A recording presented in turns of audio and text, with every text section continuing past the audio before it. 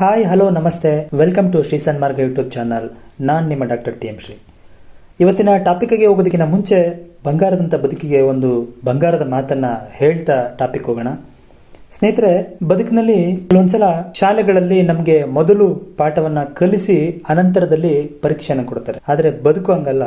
ಬದುಕಿನಲ್ಲಿ ಮೊದಲು ಪರೀಕ್ಷೆಯನ್ನ ಎದುರಿಸಿ ಆ ಮೂಲಕ ನಾವು ಬದುಕಿನ ಪಾಠವನ್ನ ಕಲಿಬೇಕಾಗುತ್ತಂತೆ.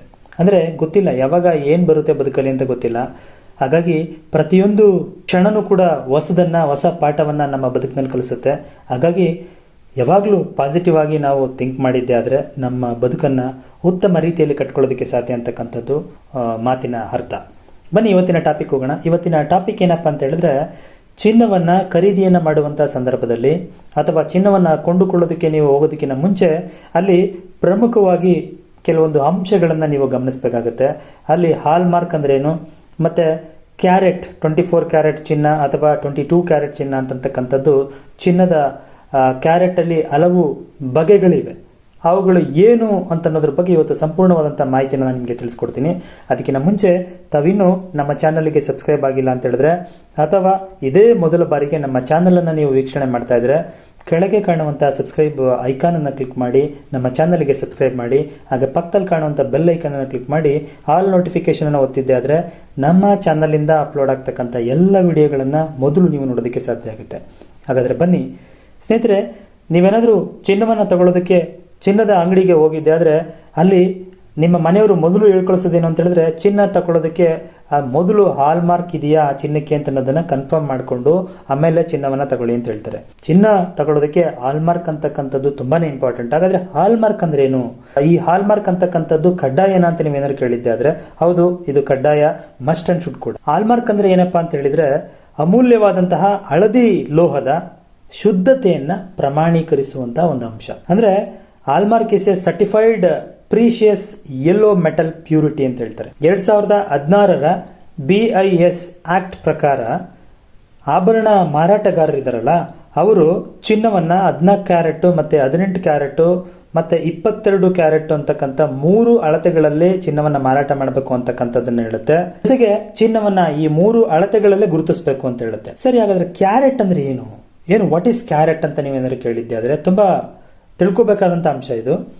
ಕ್ಯಾರೆಟ್ ಅಂದ್ರೆ ಇಷ್ಟೇ. ಕ್ಯಾರೆಟ್ ಅಂತಕ್ಕಂಥದ್ದು ಚಿನ್ನದ ಉತ್ಕೃಷ್ಟತೆ ಅಥವಾ ಅದರ ಪರಿಶುದ್ಧತೆಯನ್ನ ಅಳತೆ ಮಾಡುವಂತ ಒಂದು ಅಂಶ.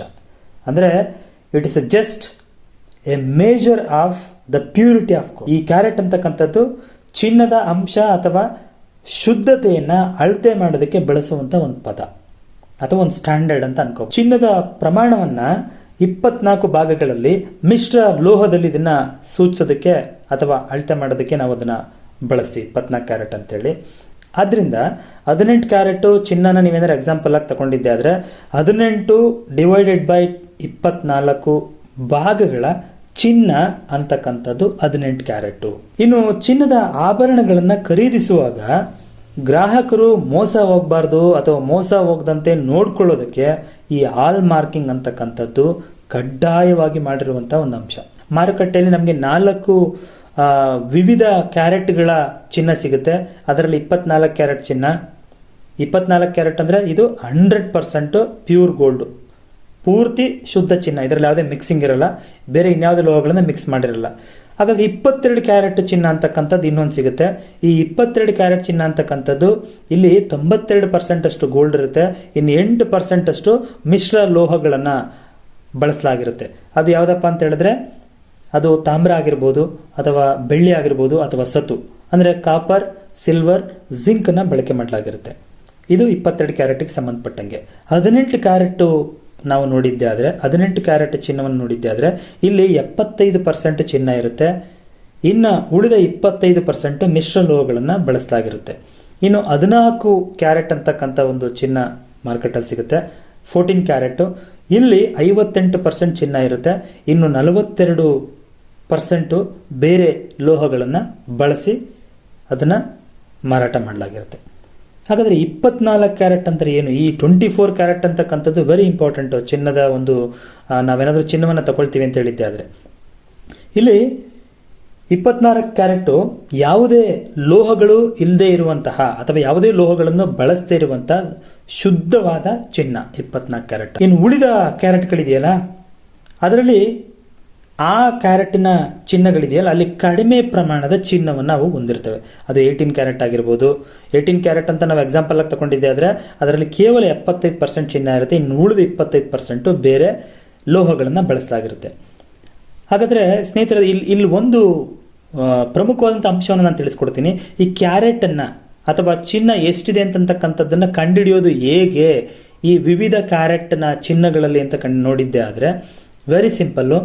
ಈ ಕ್ಯಾರೆಟ್ಗಳನ್ನು ಶೇಕಡವಾರು ಆಗಿ ನೀವು ಪರಿವರ್ತನೆ ಏನಾದರೂ ಮಾಡಬೇಕು ಅಂತ ಹೇಳಿದ್ದೆ ಆದರೆ ನೀವು ಕ್ಯಾರೆಟ್ ಸಂಖ್ಯೆ ಇದೆಯಲ್ಲ, ಚಿನ್ನದ ಕ್ಯಾರೆಟ್ ಸಂಖ್ಯೆ 24 ಇದೆಯಲ್ಲ, ಆ 24ಇಂದ ನೀವು ಉಳಿದಂತಹ ಕ್ಯಾರೆಟ್ಗಳನ್ನು ಭಾಗಿಸಿ ಅದನ್ನು ಡಿವೈಡ್ ಮಾಡಿ ಅದನ್ನು 100ಇಂದ ನೀವು ಗುಣಿಸಿದ್ರೆ ನಿಮಗೆ ಅದರಲ್ಲಿ ಎಷ್ಟು ಚಿನ್ನ ಇದೆ ಅಂತಕ್ಕಂಥದ್ದು, ನಿಮಗೆ ಪರಿಶುದ್ಧವಾದ ಚಿನ್ನ ಎಷ್ಟಿದೆ, ಲೋಹಗಳು ಎಷ್ಟು ಮಿಕ್ಸ್ ಆಗಿದೆ ಅಂತಕ್ಕಂಥದ್ದು ನಿಮ್ಗೆ ಸಿಗುತ್ತೆ. ಉದಾಹರಣೆಗೆ ನಿಮ್ಮ ಹತ್ರ 22 ಕ್ಯಾರೆಟಿನ ಒಂದು ಉಂಗುರ ಇದೆ ಅಂತ ಅನ್ಕೊಳ್ಳಿ, ಚಿನ್ನದ ಉಂಗುರ ಇದೆ ಅಂತ ಅನ್ಕೊಂಡಿದ್ದೆ ಆದರೆ ಇಲ್ಲಿ ಎಷ್ಟು ಪರ್ಸೆಂಟು ಇಲ್ಲಿ ಚಿನ್ನ ಇದೆ ಮತ್ತು ಉಳಿದ ಎಷ್ಟು ಪರ್ಸೆಂಟು ಬೇರೆ ಲೋಹ ಇದೆ ಅಂತ ನೀವು ತಿಳ್ಕೊಬೇಕಾದ್ರೆ ಈಗ 22ನ್ನ 24ಇಂದ ನೀವು ಅದನ್ನು ಭಾಗಿಸಬೇಕು.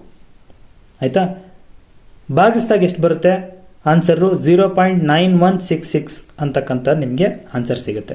ಈ ಆನ್ಸರನ್ನು 100ಇಂದ ಮಲ್ಟಿಪ್ಲೈ ಮಾಡಬೇಕು. ನೀವು 100ರಿಂದ ಇದನ್ನು ಗುಣಿಸಿದಾಗ ನಿಮಗೆ ಇಲ್ಲಿ ಶೇಕಡಾವಾರು ಎಷ್ಟು ಅಂತಕ್ಕಂಥದ್ದು ಗೊತ್ತಾಗುತ್ತೆ. ಈಗ 0.9166 ಅನ್ನನ್ನು 100ಇಂದ ನೀವು ಮಲ್ಟಿಪ್ಲೈ ಮಾಡಿದಾಗ ನಿಮಗೆ 91.66 ಅಂತಕ್ಕಂಥದ್ದು ಆನ್ಸರ್ ಬರುತ್ತೆ. ಇಲ್ಲಿ 91.66 ಅಂತಕ್ಕಂಥದ್ದು ಒರಿಜಿನಲ್ ಚಿನ್ನ, ನಿಮ್ಮ ಉಂಗುರದಲ್ಲಿರುವಂಥ ಒರಿಜಿನಲ್ ಚಿನ್ನ. ಇನ್ನು ಉಳಿದಿದ್ದು ಎಷ್ಟಪ್ಪ ಅಂತ ಹೇಳಿದ್ದೆ ಆದರೆ 8.44% ಇತರೆ ಲೋಹಗಳನ್ನು ಅಲ್ಲಿ ಮಿಕ್ಸ್ ಮಾಡಲಾಗಿರುತ್ತೆ. ಅದು ಕಾಪರ್ ಆಗಿರ್ಬೋದು, ಸಿಲ್ವರ್ ಆಗಿರ್ಬೋದು, ಅಥವಾ ಜಿಂಕ್ ಆಗಿರ್ಬೋದು, ಇತರೆ ಲೋಹಗಳನ್ನು ಅದಕ್ಕೆ ಅಳವಡಿಸಿರ್ತಾರೆ. ಇದು ನೀವು ನಿಮ್ಮ ಚಿನ್ನದ ಪ್ರಮಾಣವನ್ನು ಕಂಡಿಡ್ಕೊಳ್ಳೋದಕ್ಕೆ ಬಳಸುವಂಥ ಒಂದು ಈಸಿಯೆಸ್ಟ್ ಫಾರ್ಮುಲಾ. ಆಮೇಲೆ ಇಲ್ಲಿ ನೀವೇನಾದರೂ ಯಾವ ಕ್ಯಾರೆಟ್ ಅಥವಾ ಇಲ್ಲಿ ಏನು 18, 14, 22 ಕ್ಯಾರೆಟ್, 24 ಕ್ಯಾರೆಟ್ ಅಂತಿದೆ, ಇದರಲ್ಲಿ ಯಾವ ಕ್ಯಾರೆಟ್ ಚಿನ್ನ ಕೊಂಡ್ಕೊಳ್ಳೋದಕ್ಕೆ ಉತ್ತಮ ಅಂತ ನೀವೇನಾದ್ರು ಕೇಳಿದ್ದೆ ಆದರೆ 18 ಕ್ಯಾರೆಟ್ ಇರುವಂಥ ಚಿನ್ನವನ್ನು ನೀವು ಕೊಂಡ್ಕೊಳ್ಬೋದು. ಯಾಕೆಂದರೆ ಅಲ್ಲಿ ಹೆಚ್ಚು ಕಮ್ಮಿ 75% ಚಿನ್ನವನ್ನು ಬಳಸಿರ್ತಾರೆ, ಒಂದು ಉಳಿದ 25% ಬೇರೆ ಲೋಹಗಳನ್ನು ಬಳಸಿರ್ತಾರೆ. ಯಾಕೆಂತಂದರೆ ನಿಮಗೆ ಬೇಕಾದಂಥ ಆಭರಣಗಳನ್ನು ನಿಮಗೆ ಬೇಕಾದಂಥ ಸ್ಟೈಲಲ್ಲಿ ಮಾಡಬೇಕು ಅಂತ ಹೇಳಿದ್ದೆ ಆದರೆ ಸ್ವಲ್ಪ ಬೇರೆ ಲೋಹಗಳನ್ನು ಮಿಕ್ಸ್ ಮಾಡಿದಾಗಲೇ ಆ ಡಿಸೈನು ಆ ಶೇಪ್ ಬರೋದಕ್ಕೆ ಸಾಧ್ಯ. ಸೊ ಇಲ್ಲಿ ನಿಮಗೆ ಬಿಟ್ಟಿದ್ದು ಯಾವ ಕ್ಯಾರೆಟನ್ನು ತಗೊಳ್ತೀರಾ ಅದು ನಿಮಗೆ ಬಿಟ್ಟಿದ್ದು. ಹಾಗಾದರೆ ನಾವು BIS ಆಕ್ಟ್ ಅಂತಕ್ಕಂಥದ್ದನ್ನು ಹೇಳಿದ್ವಿ. ಏನು ವಾಟ್ ಈಸ್ BIS ಅಂತ ನೀವೇನಾದ್ರು ಕೇಳಿದ್ದೆ ಆದರೆ ಬ್ಯೂರೋ ಆಫ್ ಇಂಡಿಯನ್ ಸ್ಟ್ಯಾಂಡರ್ಡ್ಸ್ ಅಂತೇಳಿ. ಅಂದರೆ ಇದು ಭಾರತ ಸರ್ಕಾರದ ಗ್ರಾಹಕರ ವ್ಯವಹಾರಗಳು ಮತ್ತು ಆಹಾರ ಮತ್ತು ಸಾರ್ವಜನಿಕ ವಿತರಣಾ ಸಚಿವಾಲಯದ ಆಶ್ರಯದಲ್ಲಿ ಕಾರ್ಯನಿರ್ವಹಿಸುತ್ತಿರುವಂಥ ಒಂದು ರಾಷ್ಟ್ರೀಯ ಮಾನದಂಡಗಳ ಸಂಸ್ಥೆ ಇದು.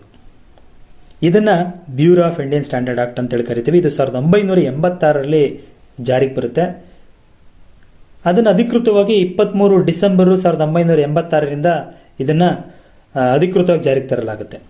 ಅನಂತರದಲ್ಲಿ ಇದು ಕೆಲವೊಂದಷ್ಟು ಆ ಕಾಯ್ದೆಗೆ ಬದಲಾವಣೆಗಳನ್ನು, ತಿದ್ದುಪಡಿಗಳನ್ನು ತಂದು 2016ರ BIS ಆಕ್ಟ್ ಪ್ರಕಾರ ಈ 3 ವಿಧದ ಕ್ಯಾರೆಟ್ ಚಿನ್ನವನ್ನು ಮಾರುಕಟ್ಟೆಯಲ್ಲಿ ನಾವು ನೋಡ್ತಿದ್ದೀವಿ.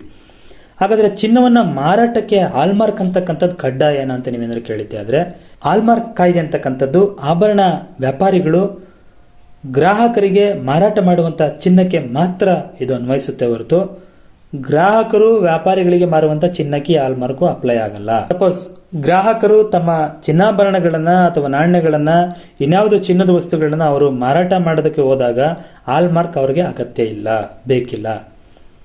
ಹೀಗಾಗಿ ಹಾಲ್ಮಾರ್ಕ್ ಇಲ್ಲದೆ ಇರುವಂಥ ಆಭರಣಗಳನ್ನು ಸಂಗ್ರಹ ಮಾಡೋದಕ್ಕೆ ಅಥವಾ ಅವರು ಬಳಸಿಕೊಳ್ಳೋದಕ್ಕೆ ಯಾವುದೇ ಥರವಾದಂತಹ ಪರಿಣಾಮ ಉಂಟಾಗಲ್ಲ ಹಾಲ್ಮಾರ್ಕ್ ಇಲ್ಲ ಅಂತ ಹೇಳಿದ್ರೆ.